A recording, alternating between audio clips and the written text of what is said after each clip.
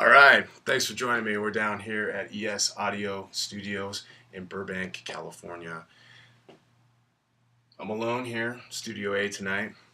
Feeling great, hanging out. I want to thank ES for having me down. I really appreciate that they'd open the doors like this and allow me to hang out in Studio A. We've got all kinds of wicked gear here.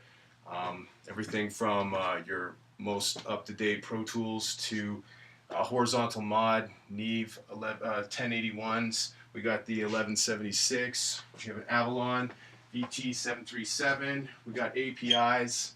We got the La Chapelle, Purple Biz. You know, we got all kinds of gear down here. You just got to come down and check it out. I mean, you know, I could sit here all night and tell you about what we have. I could give you the mic list. You want me to give you the mic list? Because, like, you know, we can start there. Just come down and check it out. You want to track your bands. You want to track solo stuff, hip-hop, rock, country. We're doing all kinds of wild things down here. So come down, check it out. Talk to Donnie and the boys and see what you can do. Talk to Jam and Joe. Visit her on Google+. Come check me out on Google+. Add me as your friend. Don't add me, whatever.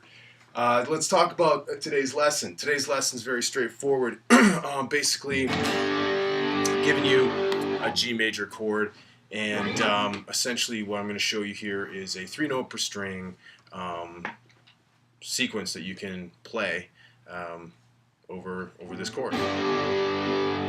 Played over many other different chords, but we'll use it over this chord for today. That being said, let's talk about the pattern. I'll show you real quick. We're playing a G major scale 3-note per string starting on the root. So I'll show you exactly what we're doing. It's very, first of all, before I even show you this, just check it out. Listen to this. You don't have to think so much. It's basically 2 of the same shapes in a row across string sets. That's all you got to think about. You know, it's not some crazy pattern where everything's different. Things repeat themselves. So check it out. Keep that in mind as you watch this. Here's how we're going to do it. We're going to start on the 3rd fret, 6th string with our first finger. That's the root, G. We're going to move up to the major 2nd, and then we got the major 3rd here.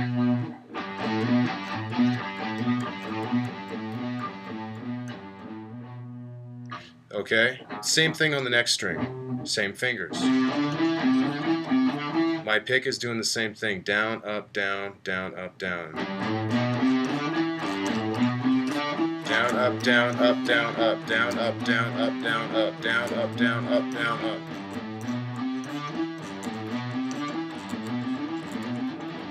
That's what we're doing. Then on the next set of strings, we're going to go strings 4 and strings 3. We're going to go 4, 5, 7, 4, 5, 7. Same picking pattern. Down, up, down, down, up, down. Or sorry, down, up, down, up, down, up, down, up. My apologies.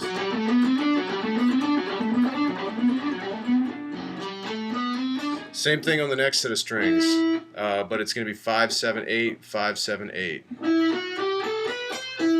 I'm using 1st, 3rd, and pinky. So that whole thing in sequence real slow is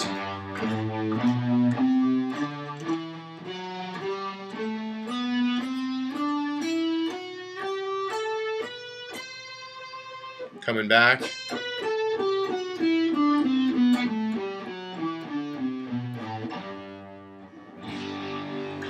So how are we going to sequence this? We're going to sequence this in basically sextuplets. So it's going to look like this.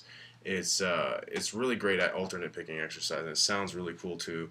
Slow, fast, really doesn't matter. So here's how it looks. This is the pattern. Using that finger positioning, this is the sequence that we're going to be using. Alternate picked.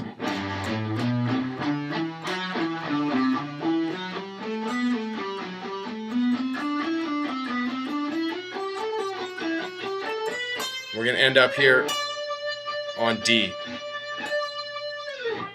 So that sequence again real slow.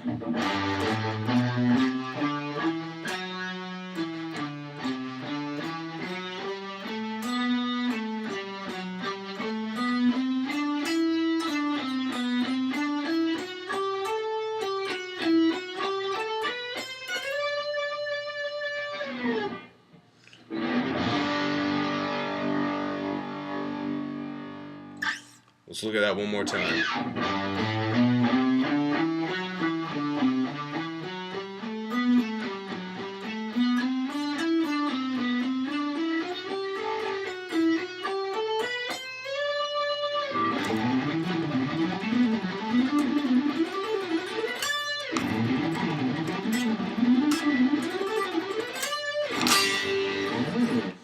So there you have it. I mean, you play it slow, play it fast. I encourage you just to take a metronome, start out real slow, just get comfortable doing it. I mean, obviously, I got to go back and set it to a snail's pace again and continue dialing in slow. But there's no sense in trying to take this thing turbo. I think the biggest thing is anytime I've seen these real fast pickers play and stuff like that, it's like they're just comfortable, and it's like they're not even when you see guys all tense and stuff, it's like you only get to a certain tempo, and then it's like you're working harder for that extra BPM. But these other guys, it's like you watch Gilbert and those guys. I mean, they barely do anything, and it's so natural for them. Ingve, it's so natural, and it tells me that they've obviously just practiced it at a very slow and perfect, slow pace, very perfect motion for extended periods of time, and just developed it that way, amongst doing other things, but definitely that for sure. So spend some time doing that. Any questions, drop me an email. You want to start doing some tracking, come down, visit at ES Audio here in Burbank, and talk to myself, talk to Donnie, or any one of the other gifted engineers and producers around here. Look forward to seeing you. Take care.